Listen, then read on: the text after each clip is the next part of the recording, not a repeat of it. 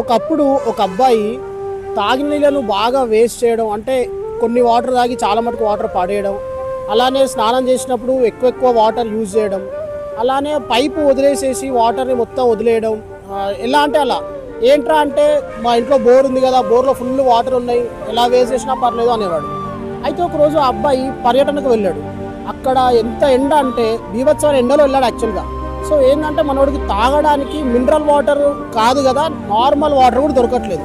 అయితే ఇంకా అసలు ఆ మనిషికి బాగా అంటే బాగా దాహంగా ఉంది.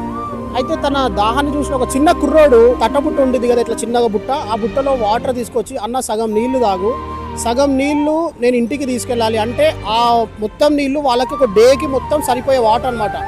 ఆ విషయాన్ని తెలుసుకోగానే మనోడికి కళ్ళలో నీళ్ళు ఆగలేదు.